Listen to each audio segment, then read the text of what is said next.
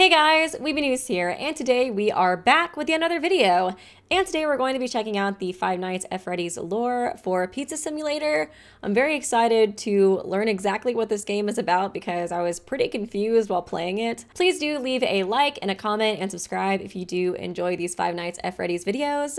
And yeah, without further ado, let's go ahead and get right into it. So first, we're going to be watching all the ending cutscenes. It seems like there's a lot of them. I think 6 is what I see on here. I'm kind of curious to see what exactly they all reveal. I got the completion ending in my playthrough and I didn't totally understand it. I don't know if maybe I was just talking over it too much, but I'm hoping rewatching it will help me understand it more. But yeah, this video we're gonna be watching is uploaded by Father, so thanks Dad for uploading this. I will link the original video in the description if you guys want to check it out. Don't forget Saturday. You want them all to be in one place. Okay.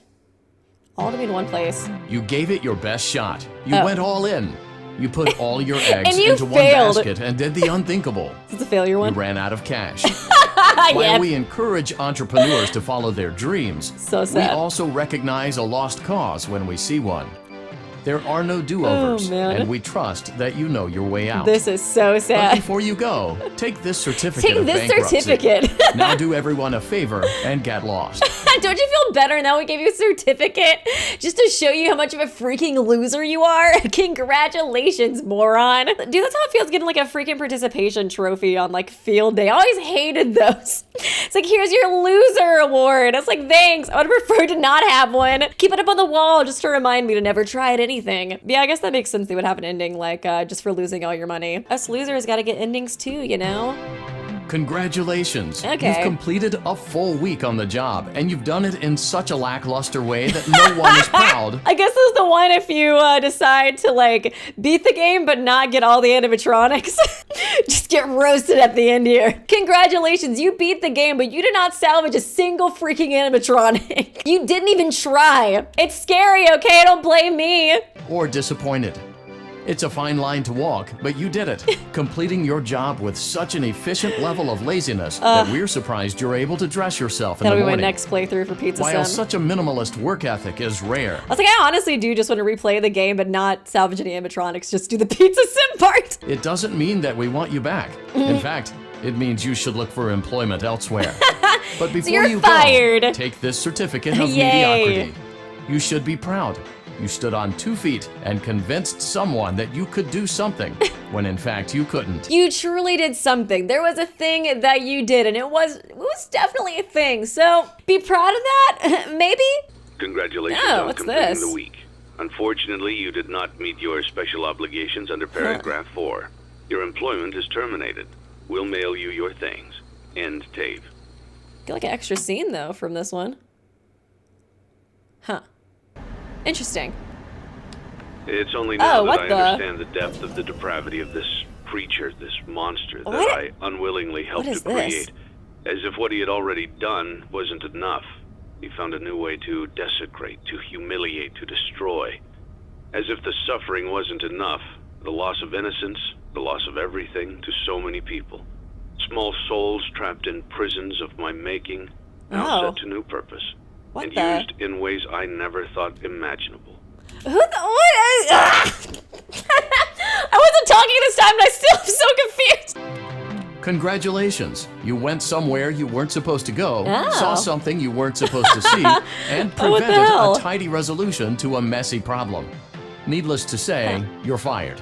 But before you go, take this certificate of insanity. I'm dead. It almost sounded like a good thing at first. And needless to say, you're fired. Now get the hell out of here, moron. I love the humor in these games. It's so funny. We're giving it to you to ensure that no one believes you and to ensure that we can promptly replace you without incident.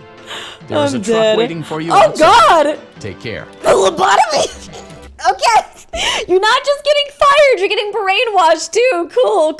You're not just getting fired. You're getting transported to the insane asylum right now, where we will be performing open surgery on your brain. And if you don't make it through that, then like, not our problem. You signed a contract saying that was okay when we first hired you. Congratulations. By some miracle, you've completed a full week on the job. Okay. Here at Fazbear Entertainment, we encourage a healthy spirit of entrepreneurship. which sometimes means taking risks. But you took it a step further. You were reckless and borderline criminally negligent in almost every decision that you made. Oh my God. So much so that you've been deemed a liability hazard, even for us.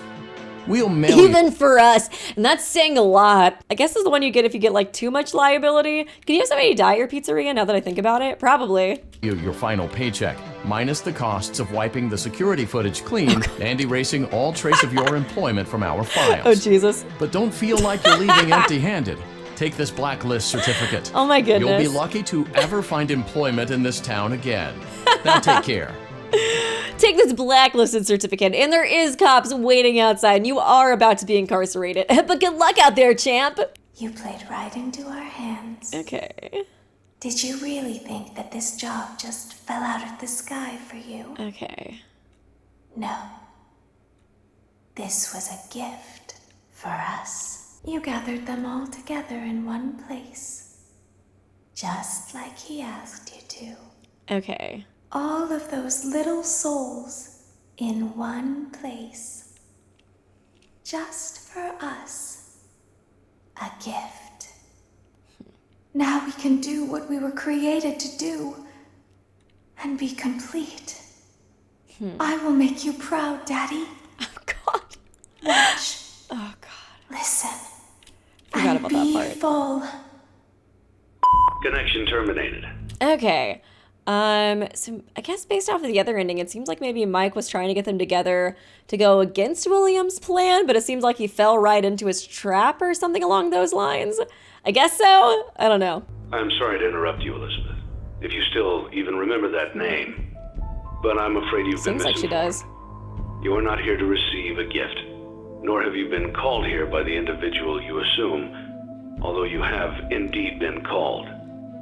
You have all been called here, into a labyrinth of sounds and smells, misdirection, and misfortune. Okay, so William had a plan to gather them. Mike had a plan to go against William's plan to gather them. And so she thought that she was falling into William's plan, but actually she was falling into Mike's trap. So she thought that everything was going the way that her and I guess like Daddy wanted it to go, but it's not. A labyrinth with no exit, a maze with no prize. You don't even realize that you are trapped. Your lust for blood has driven you in endless circles, chasing the cries of children in some unseen chamber, always seeming so near, yet somehow out of reach.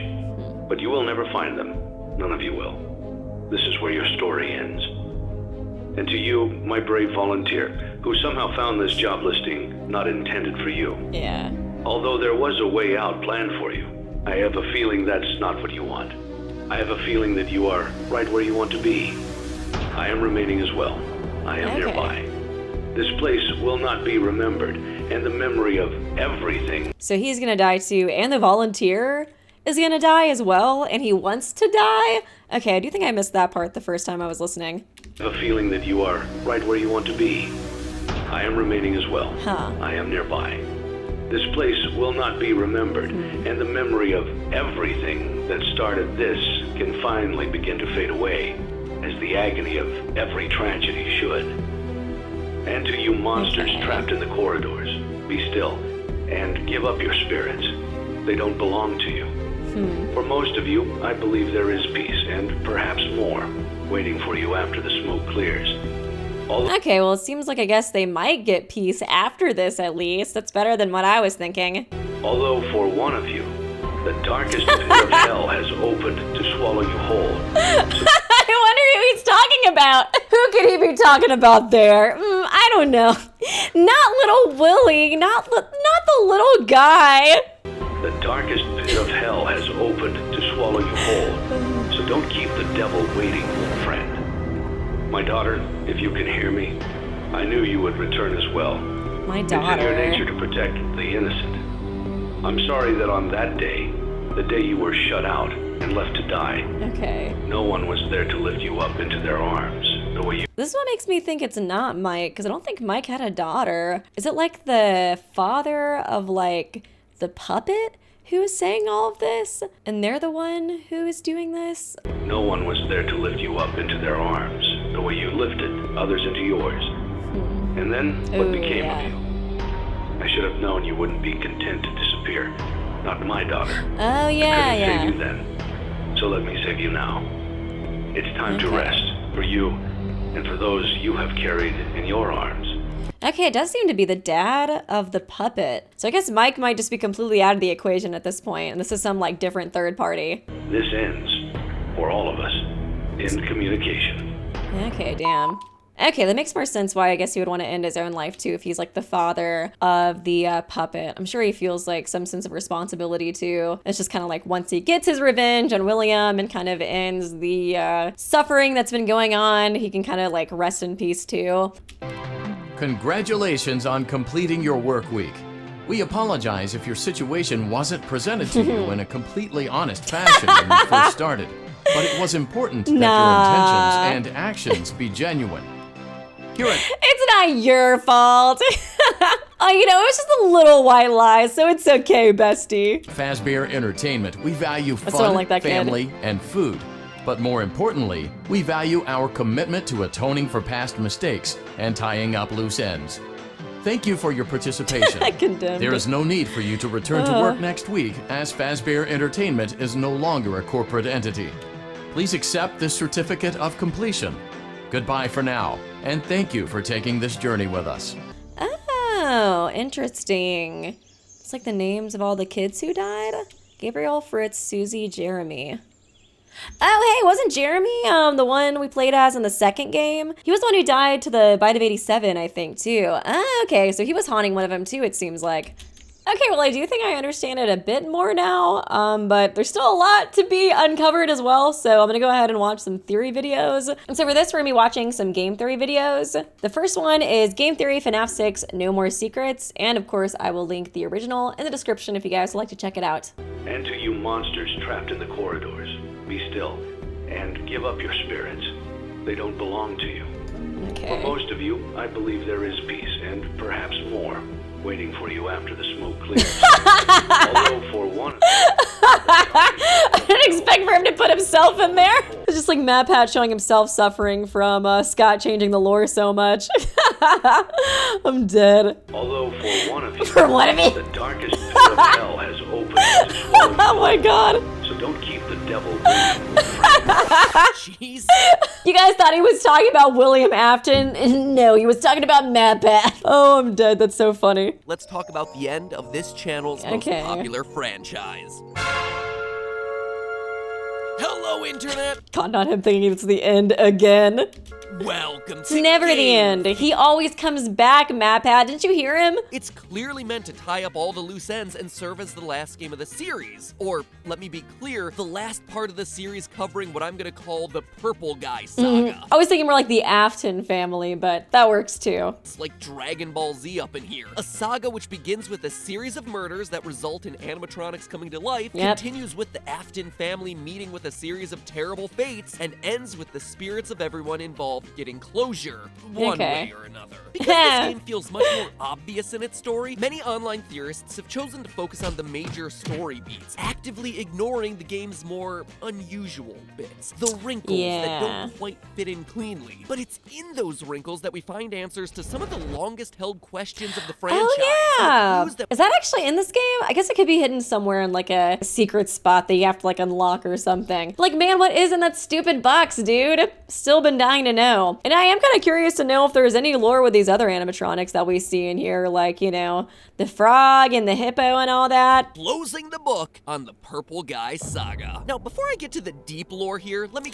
Is this actually the end of the Purple Guy Saga, though? I'm actually not totally sure about that, because I do feel like this game does have, like, a pretty big sense of, like, inclusion. And I'm pretty positive that, like, some of the future games, like Security Breach, don't connect to, like, the older game story. So I'm not actually sure if this is the end of, like, at least the Purple Guy Saga. I definitely know there's more, like, to the Five Nights at Freddy's story, but I don't know if those are just, like, separate stories unconnected to this or not. So I guess it could be the end of the Purple Guy Saga. Now, before I get to the deep lore here, let me quickly run run through the major reveals of this game just to make sure that we're all working with the same understanding. In the aftermath of FNAF 3's Happiest Day minigame, the spirits of Freddy, Foxy, Bonnie, Chica, and Golden Freddy have all been put to rest, which left only the lingering threads of Springtrap with William Afton inside, Ennard with Baby inside, Michael Afton, I'm a living corpse who used to have robot tentacles inside, and the puppet with nothing inside. Prior to the release of this game, Scott's two websites, scottgames.com and fnafworld.com, were talking to each other in their source code. I did hear about this. Which showed Baby and Ennard getting into a fight, and Baby basically getting voted out of the tribe.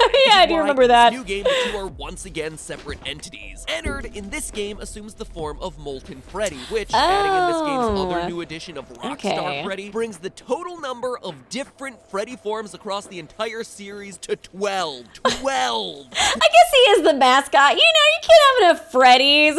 Okay, interesting. Okay, so actually Baby was inside of her own machine, and then Ennard was the Molten Freddy. Honestly, he looks so much like Funtime Freddy to me. That's what I thought he was. He had like the same kind of voice as him too, I thought.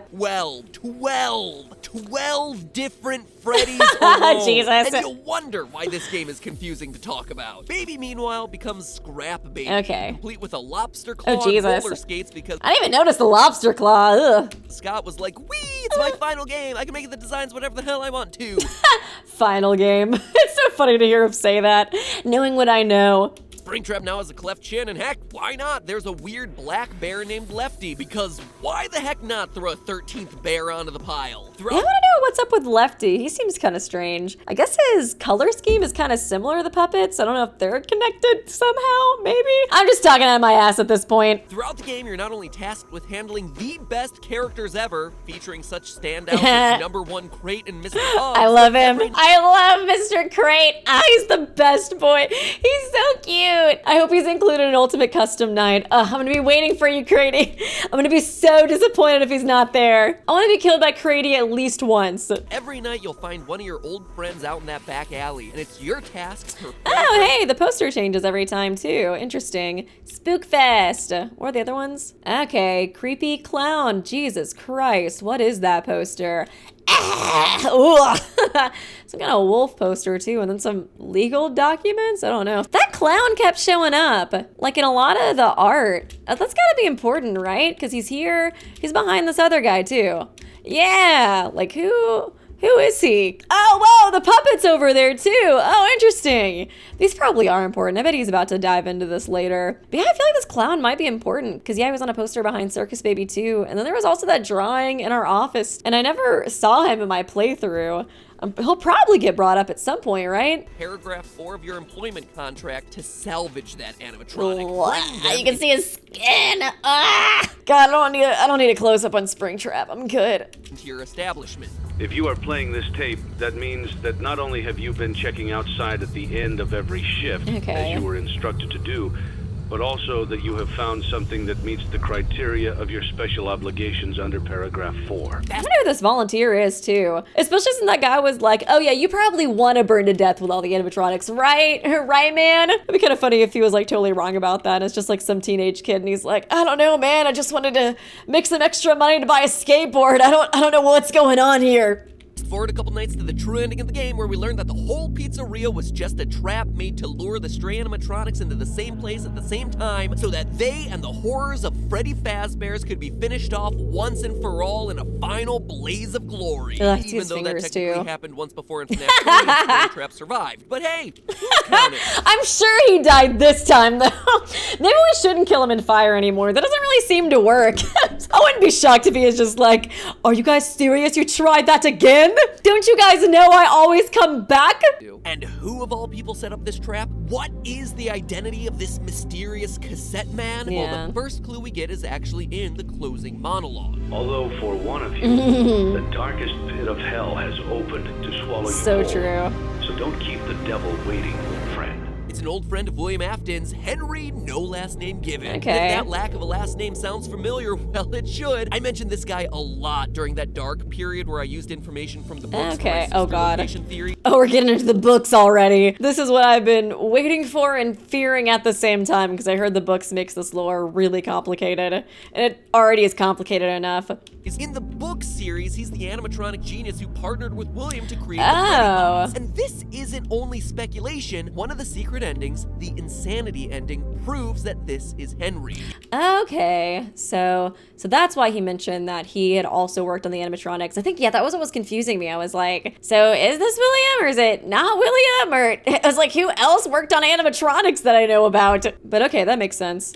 One of the secret endings, the insanity ending, proves that this is Henry. If during the game you buy this freak show egg creature for way too much money, it causes your computer's power button to switch from green to blue. If you then hold the power button like you're starting the computer in safe mode, it causes a hidden recording to play. So that's how you unlock that. Okay, kind of a random thing, that little egg guy. God, he was creepy, wasn't he? An audio tape that happens to be labeled HRY. Oh, Henry.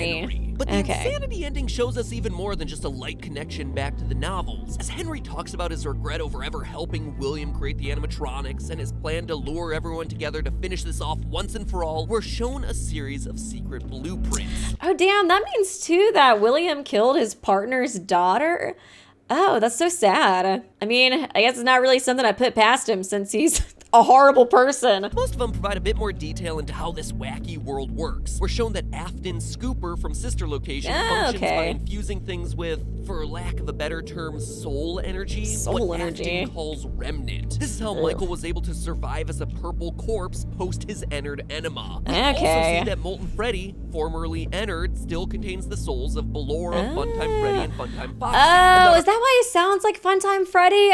Okay, now that makes sense, because I was like, it's definitely the same voice.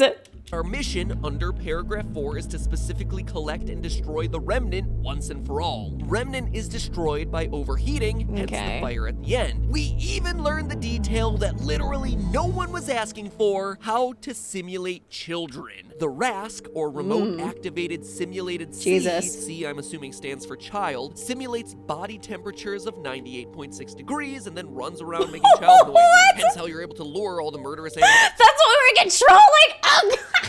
I thought it was just balloon point audio again. Oh, God.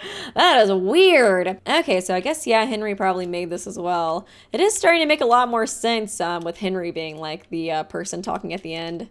Animatronics around in this game, and also probably FNAF 3. But what's most surprising is the final blueprint. Lefty, that oddball black bear that just showed up in this game. A bear that, according to its acronym, is programmed to lure something by emitting a bracelet code and then encapsulate it with a combination of lullabies and controlled shocks. Interesting. A bear suit that was made by Henry that has the sole purpose of capturing none other than the puppet. You can even tell it's already accomplished its goal if you look closely at this rare screen you sometimes get when you boot up the game. The signature striped arm of the puppet. Oh, what the lefty. I was looking at the poster with the puppet on it behind him. I was like, oh, that's supposed to symbolize that you're luring him. But no, the puppet's inside Lefty?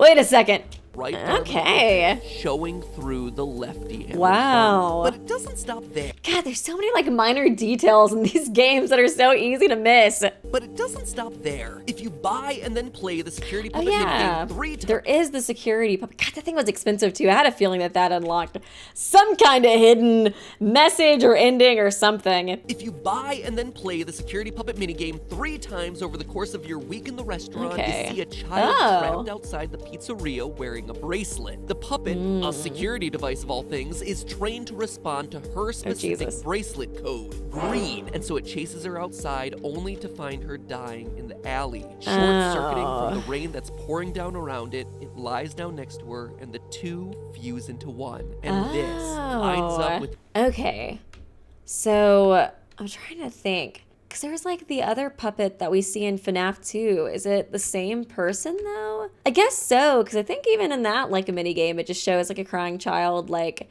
outside of the pizzeria, you know what I mean? And then, you know, of course, William comes and kills her. I feel like it's kind of the same story, but just told in a different way. Fuse into one. And this lines up with exactly what we hear in the game's true ending. My daughter, if you can hear me, I knew you would return as well. So sad. It's in your nature to protect the innocent. I couldn't save you then, so let me save you now. Yeah, it is literally the same puppet too, since it literally shows the puppet in like the FNAF 2 area. I couldn't save you then, so let me save you now. It's time to rest, for you, and for those you have carried in your arms. Henry's daughter, the first victim, Yep. is the puppet, the one who gave life to everyone that came after her and gave peace to their souls in FNAF 3. Okay, I guess that makes sense too why he's saying it's in your nature to like save the innocent. Okay, since she literally did go and try to give life to like all the other animatronics for revenge. Okay. Finally confirmed after I'd been predicting it for 3 years since the release of FNAF 2. I kind of felt like it already was confirmed, but I think it is probably just because I've been watching all these theory videos. Oh, there you have it. Henry from the books is now canon in the games. His daughter is the puppet trapped inside Lefty. Okay. Everyone, including Michael, dies in the FNAF 6 fire, and Baby's name is established as Elizabeth in Henry's closing monologue. I guess it makes sense too why he would want to like kill himself as well, especially if he's like killing his daughter's spirit, you know what I mean? Like he probably wants to rest with her.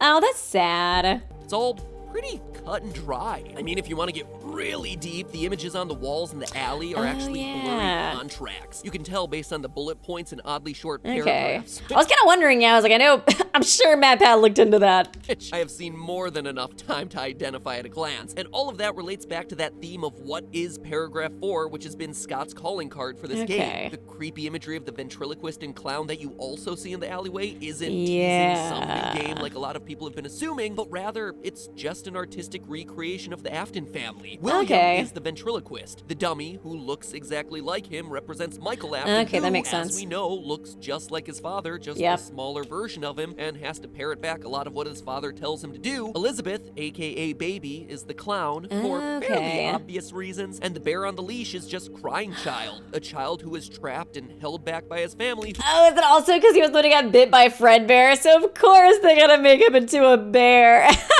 Of course, you know, you gotta stay on theme. Who ultimately dies in the hands of Fredbear. FNAF 6 even offers explanations for the inappropriate costumes that were mentioned by the phone guy calls from FNAF 3. Yeah, you remember those? Until replacements arrive, you will be expected to wear the temporary costumes provided to you. Keep in mind that they were found on very short notice, so questions about appropriateness/relevance should be deflected. They're the Mediocre Melodies crew from this game, which also happen to match up perfectly to the other masks that you see during FNAF 3's Happiest Day minigame. Oh my god, is it really the same mask from that minigame? Oh, you gotta be kidding me. I would have never noticed that, but it is. Oh my god, literally the pig, the crocodile, bro. That you see during FNAF 3's Happiest Day minigame. Oh my god. The green one is Happy Frog, the pink one is Big Frog. Patch, Mr. Hippo is purple, there's some blue one for some reason. What is that? Oh my god, it's hideous. That was a jump scare. Oh my god, that's actually a really good edit though, I gotta say. I like he just skips over that one. He's like, just some blue one for some reason.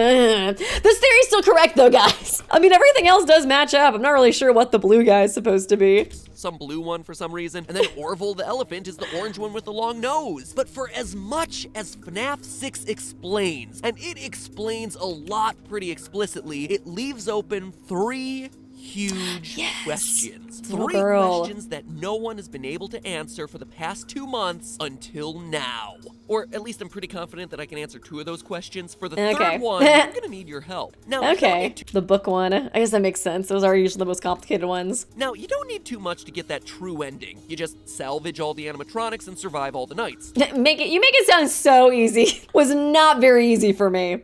Basic FNAFing 101, but there's another layer to this game, an ending that goes one step beyond just the base storyline. Figured the as lore much. keeper ending, where things start to get complicated in a hurry. To unlock it, you have to play 3 specific minigames through to completion: Security Puppet, Fruity Maze, and Midnight Motorist. Oh man, I got 2 out of 3 at least. That Security Puppet was way too expensive though. Security Puppet was easy to explain. The others, though, are where the questions start to pop up. I do want to know what's up with Fruity Maze because I did not understand like what it was trying to tell me. I even beat it and there was no like secret scene like Midnight Maze had. In Fruity Maze, the game starts to become more and more unstable. Oh, what the? Through the 3 levels. By the end of the 3rd stage, collectibles have transformed into slaughtered dogs and burial what the hell? flowers. I didn't get that. I was like, I thought I beat the game. Apparently not. I guess maybe once you beat one level, you have to replay it to find all of this. No, the little doggy? What happened to him? What the hell? The game starts to become more and more unstable as Jesus. you progress through the 3 levels. By the end of the 3rd stage, collectibles have transformed into slaughtered dogs and burial flowers. Oh yeah, the little bunny looked like a spring bonnie too. I figured that was probably important. Your on-screen avatar is trailing bloody footprints, and the blonde-haired, blue-eyed girl reflected in the arcade screen is She's crying now. crying. And for good reason, since standing behind her is none other than the purple guy. Makes sense why you see Golden Bonnie in there. Now it's starting to make sense. Okay, interesting. She's probably just like a victim of William, right? Green is crying. And for good reason, since standing behind her is none other than the purple guy, Jesus. dressed in his golden best. Now, this one's confused a lot of online theorists, but in my opinion, requires some process of elimination to solve. FNAF 6 is all about tying up loose ends, right? And at this point, the puppets set the souls of FNAF's core 4 of Freddy, Foxy, Bonnie, and Chica, as well as Golden Freddy free in the Happiest Day minigame. Baby, the sister location crew, Springtrap, and the puppet are all taken care of by Henry in the true ending of FNAF 6, and the 3 toy animatronics from FNAF 2, which do seem to legitimately be tied to a security database, are scrapped at the end of their game. Oh yeah, that's true. I kind of forgot about that part. I was like, they weren't really possessed by anything anyways. They were just creepy. They just had that like predator monitoring thing. So who or what does that leave? Mangle. But I'm not saying that the girl is Mangle. I'm telling you it's her dog. Oh, what Mangle is What? A dog? Interesting. Not what I would have expected. Mangle is William Afton's first successful experiment with a remnant, dog remnant. What which, now that I say it out loud, sounds a lot more like dog duty than miracle soul formula, but what is wrong with this man? Not the little puppy. What did he do wrong? He didn't do nothing wrong. Of course, William. It's like he already kills children. He's got to add dogs to the list too, just to make him the most hateable figure ever. It's so funny too. Ever since the movie, I see people like trying to baby girlify William as well, and it's like, stop. Get some help. First successful experiment with a remnant, dog remnant. Why does he even do, like, what's even the purpose of this? Like, why? Like, what is the goal, William? Which, now that I say it out loud, sounds a lot more like dog duty than miracle soul formula, but let me explain. We obviously see that the girl's crying, but it's not because she's scared. We actually see that Will Trap is able to have a normal conversation with her, saying, he's not dead, he's still alive. Don't worry, now he'll be alive forever. I actually did you a favor, girlie. Oh, God. Interesting, though. Mangle's always kind of felt like a very different animatronic compared to the others. I guess it kind of makes more sense, like, why now? God, like, are they looking at her dog in that screenshot, too? Ugh. He's smiling like a little creepo, too. Conversation with her saying, he's not dead, he's still alive, follow me. She's crying because her dog died, as represented on the screen. And that's the he that William's referencing here. Your dog is not dead. He is still alive. And we have proof that William isn't lying about this either. Jesus. It's an odd detail that I've never talked about, which is pretty incredible that after so many of these darn videos, I'm still pulling out random factoids to piece into this puzzle. But in the Save Them minigame, from way back in FNAF 2, you're in a building filled with 5 dead kids and Purple Guy. All the other animatronics are stationary except for one, Mangle. Oh, whoa. Well, Mangle's even kind of like standing like a dog too. I feel like especially the way Mangle's get animated in the scene, it does really make them look, like a dog. God, I never would have thought of that. Alive and well. Yeah, and literally. unlike every So other dog-like. animatronic in the entire series, roaming around on all fours. Even though Mangle technically walks around on 3 legs, but That's true. You get the point. Close enough. Design decision so important that we see Scott keep it in Mangle's quest from FNAF 3 as well. True. Mangle is alive without the puppet giving him gifts or giving him life. So how is the Mangle animatronic moving in this moment? William, experimenting with animals and remnant. And as we see in the... Why would he even do that?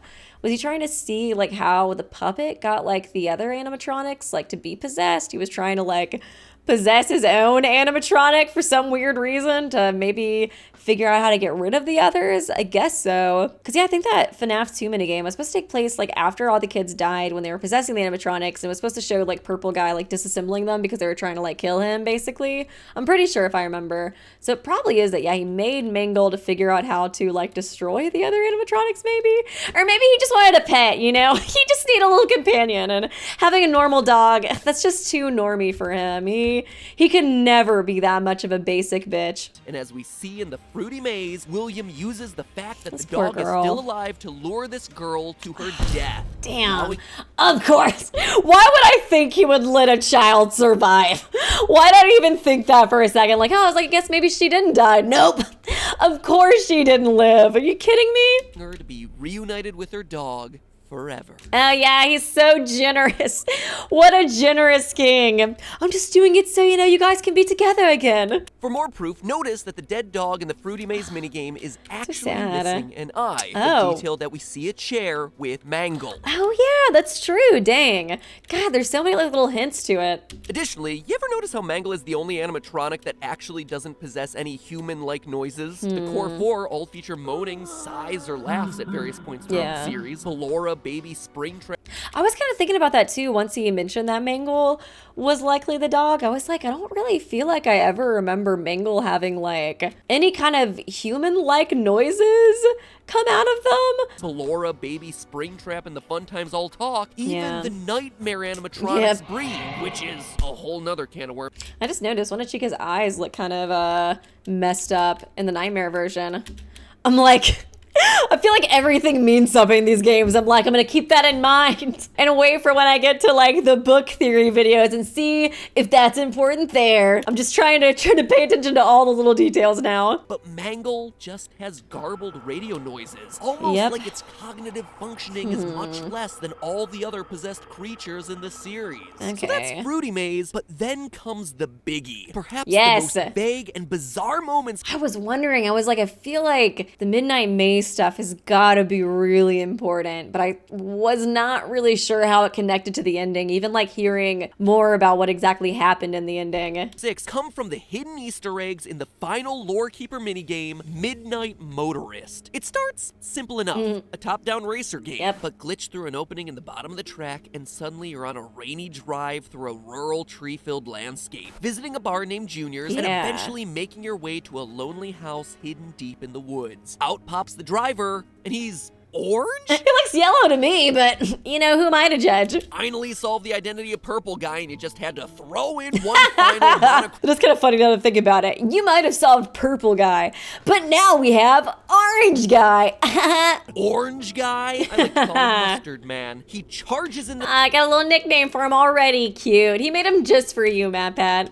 the house and rages at the fact that someone, presumably his son, has locked himself in his room. He goes around the back to find a way in, only to discover that the window is broken with a set of footprints and some bear tracks. Leading to, quote, that place again. And that's it. The minigame abruptly ends there. No matter how many times you replay this game, it's always the same. It's weird. I was assuming he was talking about him going to Junior's, since that was the only other place we got to go to. And I'm assuming Junior's is like a, I don't know, spin-off restaurant of Freddy Fazbear's Pizzeria. I guess we'll see. It's disturbing, and most of all, it's frustrating, since it seems to introduce all new characters in a game that's mostly about bringing every other character's story to a close. But unless this is like setting up a new Five Nights at Freddy's story. So there's got to be some other kids dying somewhere in these different pizza locations. Are these truly new faces? No. Okay. Look first at the house. A lone house in a clearing surrounded by trees. Believe it or not, but we've actually seen this house before on the title screen to Fnaf 4. A lone house in a clearing surrounded by trees. Not only that, but both houses have two stories. I thought that too. I did think that that house looked really similar to the one in Fnaf 4, but I wasn't totally sure if that was the case, just because, these people seemed pretty unconnected other than that. Two stories. Even the roofs look roughly the same. But now they think back to do. a quote that I mentioned last episode about how Scott writes these stories. Quote, there have been other times, however, when my original intentions didn't come across clearly. In those instances, I make a point to clarify in the next game. Okay, I remember that. Fnaf 6 is all about clarifying, explaining Remnant, explaining the scooper, the puppet, and what's our connective tissue in this minigame? Someone sitting in a living room watching TV. And what did we see at the end of every night of Sister Location? Michael Afton going home after his shift to watch TV. So wait, that's Michael sitting and watching TV? That slouchy figure there may look like a balding grandma, but it's good old Mike Casual Bongos Afton himself. Then who's this orange guy, and who's the other person who died? It seemed like they had a son. Binging on his Immortal and the Restless, and I can further prove it via his text. Scott has always roughly adhered to the convention of dialogue colors being important, and this final game is no exception to this rule. Green bouncer dude talks in green, orange guy talks in orange, and Michael Afton on the couch talks in gray. Exactly like he did when he was laughing at his crying brother back.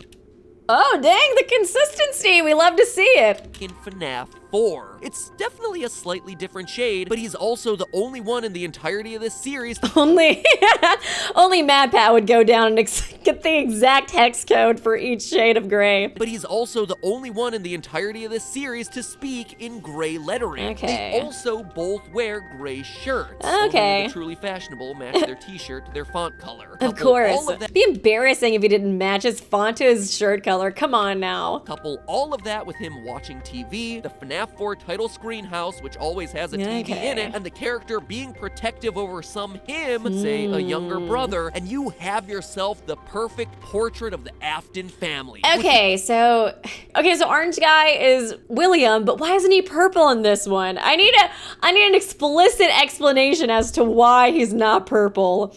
Because until then, I'm still gonna be doubting a little bit. Would make orange guy purple guy, otherwise known as William Afton. He's even got a signature purple car. That's true. Same one that we saw him use in the Fnaf 2 Take minigame before he killed off Henry's daughter. Yeah. It does look like the same car. Same one that we saw him use in the Fnaf 2 Take Cake minigame before he killed off Henry's daughter. But why? Why would Scott choose to make William Afton some color other than purple for like the first time ever in the final game in the series? The answer is actually kind of mundane, because by this point in the series, there are two different purple guys. That's true. William and his son. It would have been confusing from a storytelling standpoint. Though, I do gotta say, Scott, it's not that much better, since now you're swapping in a whole new color for a character who's been represented by another color the whole time. Yeah, it's a bit confusing. Anyway, what does all of this mean? Why, out of all things, did Scott choose to show us this random scene? What is he trying to explain about the story through the battle between an orange William Afton and a runaway child? All of that in just a few days. This video is really long already. Okay, I guess that gets explained in the next video. Hey guys, Weeby from editing here. So this game theory series was actually 3 parts. I watched the second video for it, and it was a lot of super vague speculation for the most part. So I decided not to include my reaction to the entire video in this video because I don't really know how important it is to Fnaf 6 lore at the end of the day. The only part of my reaction I want to include in this video is my reaction to Candy Cadet's bonus scenes, since the first time I saw those scenes was through this video. And honestly, they're pretty wild. So yeah, without further ado, here is Candy Cadet. My first thought about connecting the box to the new game was Candy Cadet. Oh God. The best character to ever come out of this franchise. Candy. He was kind of a weirdo. I think I got him in one of my runs. If you visit Candy Cadet enough times and give him enough tokens, he'll tell you one of 3 separate stories, all sharing the same general theme of 5 objects merging into 1 object and then being put into a box. In the first, 5 keys are melted together into 1 key by a mother trying to Oh my God, is that the Keyblade? Oh my God, I actually did include a Keyblade here. I was just making a joke about what they all morphed into, but one of them was a Keyblade. Now it makes sense why I looked like that.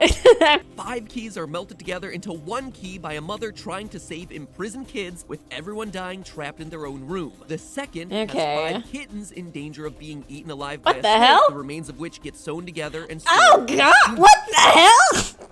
Oh God, I'm so glad I didn't play any more of your minigame, Candy Cadet. Jesus Christ.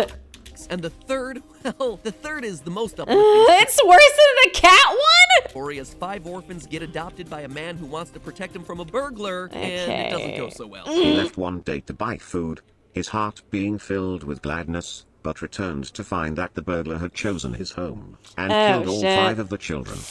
The man could only afford 1 coffin, so he stitched the 5 bodies together to make one, and buried the child. That night, oh my god! Oh god! Oh lord! It is kind of like the kitten one, but now with children? Oh Jesus. 5 bodies together to make one, and buried the child. That night, there was a knock at the door.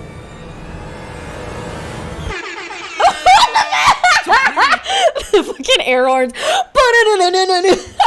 Oh god, I love that stupid air horn after you beat every minigame. It's so stupid. Okay, was it like the kid? Was it like the zombie kid came up to the door? God, it seems like it, maybe. Moving on, I'm going to watch Dako's video on FNAF 6 just to kind of get a second opinion and compare that to the game theory video in case there's something that like I missed. But yeah, I'll be sure to link this video in the description if you guys would like to check it out, and let's go ahead and get right into it. On what Five Nights at Freddy's 6 is about. What is this location and where is it? We know that the location of this facility, pizzeria, is in Utah. Oh, Utah. I'm not comparing Random. the game with the books, but the locations of the original Freddy Fazbear's pizzas were in Utah in the novel as well. Nice little fact. Interesting. I always kind of just assumed they were like in California or like Florida, I guess. Just because they seem kind of like a touristy thing, you know what I mean? So Springtrap, Molten Freddy, Lefty, and Baby need to all be in the conditions of paragraph 4. So what's the similarity between them? They're all possessed, for a start. That's a nice idea. Paragraph 4 under the requirements might mean that they need to be possessed by spirits. But that's a nice little idea. Because this is Henry's trap, guys. If they don't fall under paragraph 4, possessed by someone, then the trap's not going to work. You're not going to just burn an animatronic who's not possessed by anybody. So okay, so that was all of like Henry's requirements to decide if he wants to destroy the animatronics or not. So yeah, that makes sense. That is something they all have in common. that's the first part. That's what we first get in Five Nights at Freddy's 6. Our other job is being the manager at this pizzeria. The facility is provided to us by Fazbear Entertainment, aka Henry. I think that was another thing that was a little confusing to me about the ending and like comparing it to how the game was set up. In the game, you know, it's like, I feel like the way they present it is like almost as if like you were a part of like Freddy Fazbear's Pizzeria becoming like a national chain. It feels like you, along with a lot of other people, are given the chance to run your own Freddy Fazbear's Pizzeria. It didn't really feel like the specific, like this one person is coming to you to open up this specific location in order to trap the animatronics. I enjoy the way they set it up, but I do feel like it's a little, I don't know, I feel like it kind of does go against like almost what the ending tells us, because that was my assumption the whole time until the very ending was like, I am a part of something bigger. I'm a part of Freddy Fazbear capitalism. Like, you know, I thought there was like hundreds of restaurants, you know, so I didn't think anything specifically special was going to be happening at my restaurant until the very end. Interestingly though, Baby's personality is a lot more different in this game. She's turned more killer instinct. She wants to kill things and she wants to make her daddy proud. Her daddy's obviously William Afton. God, that's so creepy. I guess it is maybe just kind of like losing her like soul and like humanness from being stuck in like the inside the animatronic for so long. Oh, that's so creepy to think about. Because yeah, she did say that in the opening though. Like, I want to make daddy proud. Now we can do what we were created to do and be complete. I will make you proud, Daddy. And William Afton's a killer, so you can see the connection between them. Seems like Baby's personality has definitely changed, and there's a reason why, which I'll talk about in a second. Baby thinks that she's tricked us. No, she hasn't. She thinks that all the souls in this location are now gathered for her, all these kids and everything at this pizzeria, the gift for her to kill kids. That's what Baby was programmed to do. That's what the Funtime animatronics were programmed to do. Yeah, I was thinking that too. I was like, she might be kind of losing her humanness because I remember Circus Baby was one of those models that was like specifically made to kill humans. You don't remember, in this location, William Afton created these animatronics to kill kids. But obviously, that's not true. It was a complete trap by Henry. Henry planned this for a while to trap the animatronics himself and our protagonist inside. He even says there was a way out for us, but we are in place. Like, he knows that we don't want to leave. And that's because we're playing as Michael Afton. I figured as much we were playing as Michael. That was kind of the one thing I was hoping that this video would clear up or like more so specify, because I don't think they really like confirmed that in the game theory video. But I assumed after kind of like the Henry situation, I was like, okay, we're most likely playing as Michael if we want to stay here, you know? Poor Michael, dude. How many times does he have to defend himself against killer animatronics? Oh my gosh. We know that we're playing as Michael Afton because a lot of the voice acting in this game hints to that. So Springtrap at first says, "You may not recognize me at first, but I assure you, that's still me." That's because Michael has probably met Springtrap or... That's true. I didn't really think about those voice lines. That definitely would imply a lot more that, yeah, we're playing as Michael. That's because Michael has probably met Springtrap or his father before. Obviously, he's seen his father before. Yeah. Some little subtle hints like that. Molten Freddy also says a specific line. Together again. Also, Baby says very subtle hints as well. True. You should have known I'd find you. And that's why we're staying at the location, because we are a part of this as well. And we're dead. We got brought back to life as well in the sister location minigame, so technically we're still a spirit as well in a corpse. That's true. We are kind of dead already now that I think about it. So we're just kind of like finally ending our like half-living zombie experience at this point. Technically we're still a spirit as well in a corpse. So we're a part of this as well, which is why we'll disappear and get burned as well. Henry dies as well. Lefty, aka the puppet, Baby, Molten Freddy, and Springtrap, all gone. That's it. It's a very fitting ending. End. A very specific line, which again I was talking about how Baby wants to be a killer more than an innocent girl, is Henry says a specific quote. And to you monsters trapped in the corridors, be still and give up your spirits. They don't belong to you.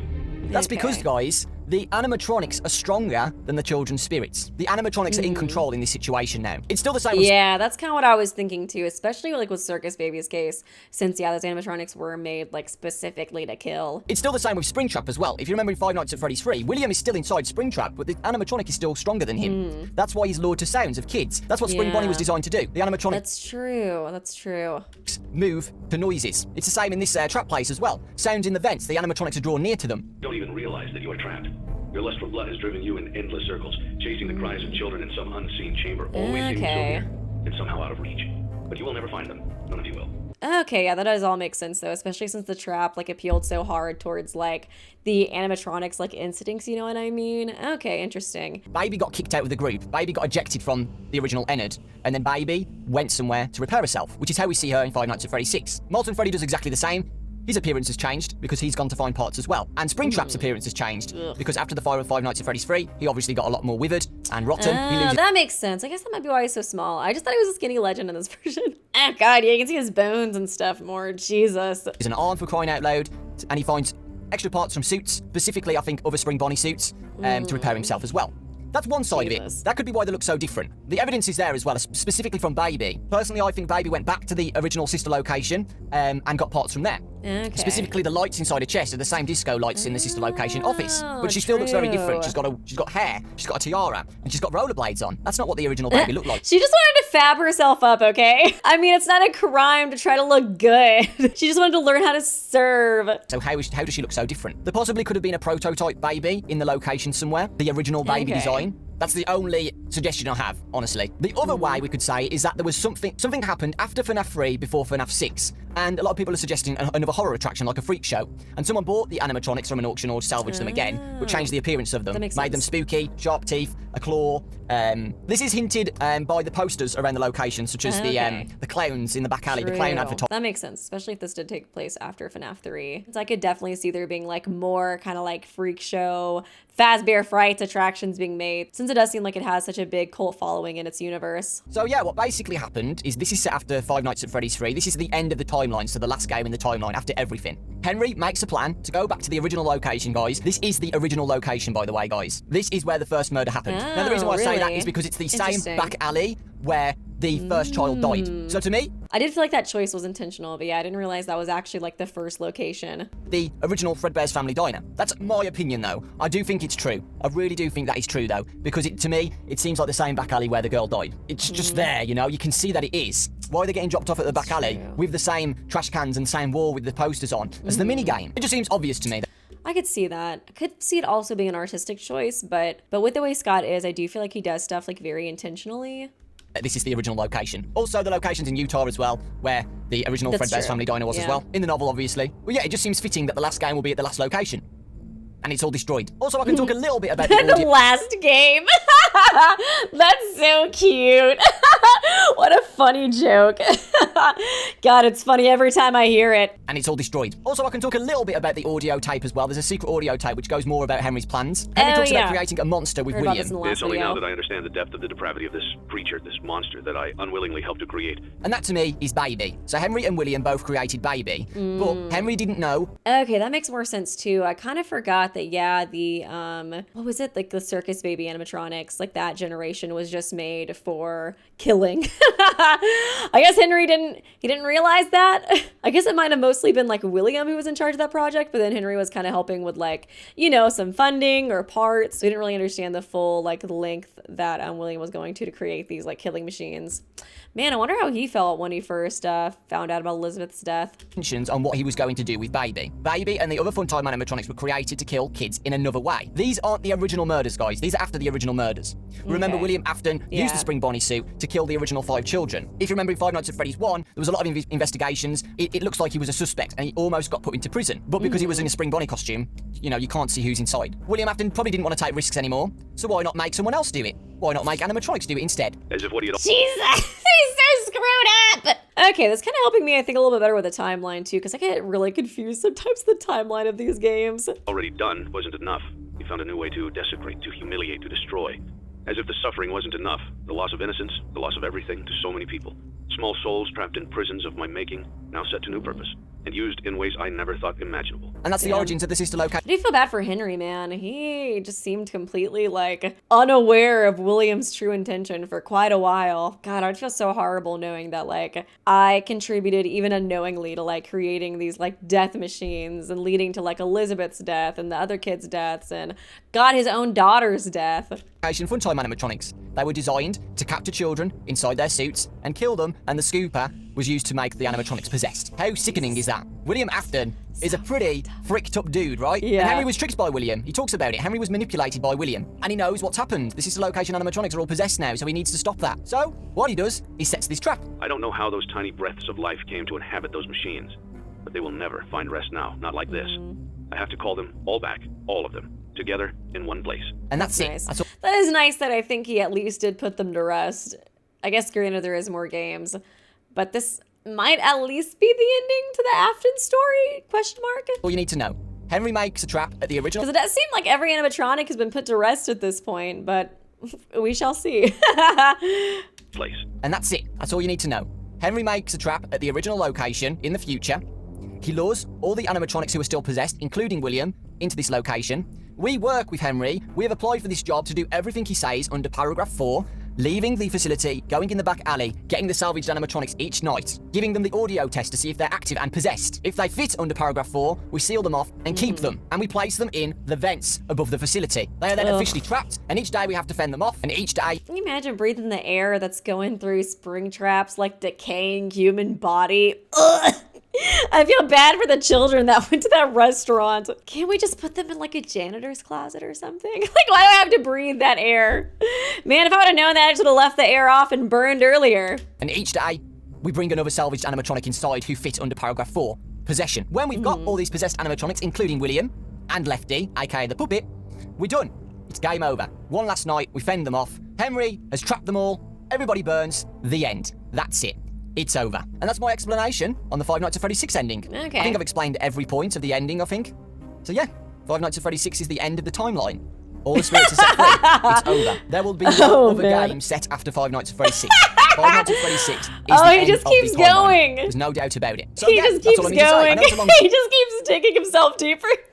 100%. I can say with full confirmation, no more Five Nights at Freddy's games. Ever.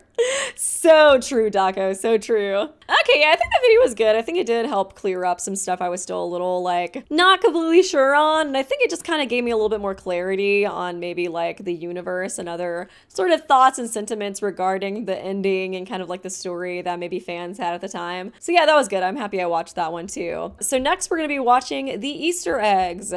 And this one was also uploaded by Father, so thanks once again, Dad, for uploading these videos for me. Appreciate you so much. You have completed the maintenance checklist. Okay. And may proceed with the salvage. What is this supposed to be? Well done. End tape. Thanks for letting me join the party. I'll try not to disappoint. Okay, just all their lines when you successfully salvage them. Document results. It is more interesting hearing these now that, like, I'm pretty sure we're playing as Mike in this game. You have completed the maintenance checklist and may proceed with the salvage. Well done. End tape. What does he say? What a deceptive calling. I knew it was a lie the moment I heard it, obviously. But it is intriguing nonetheless. Okay. So he was already aware that it was deception or like a trap, but he still chose to join anyways. Like, why do I think Will's gonna come back after this game? That's like, I told you, I always come back. You have completed the maintenance checklist and may proceed with the salvage. Well done. End tape. Ugh, his teeth. You don't really know who your employer is, do you? Okay. Document results. Okay, interesting. She did know it was Henry. You have completed the maintenance checklist and may proceed with the salvage. Well done. End tape. Okay, so Lefty doesn't actually say anything. I was kind of wondering especially about Lefty since Lefty was so hard to salvage. Okay, yeah, well, I think I finally have a pretty good grasp or understanding on this game. I'm definitely curious to see where the franchise goes from here. Yeah, I'm curious to see if there is more updates to this particular story or if this really is kind of the conclusion for it. It definitely feels like the conclusion for it, but I also know there's like a bunch more games after this, so I guess we'll see. I'm sure I'll find out later. But thanks guys so much for watching this video. Please do leave a like and a comment and subscribe if you did enjoy it, and if you enjoy me covering Five Nights at Freddy's. And yeah, I will see you guys real soon.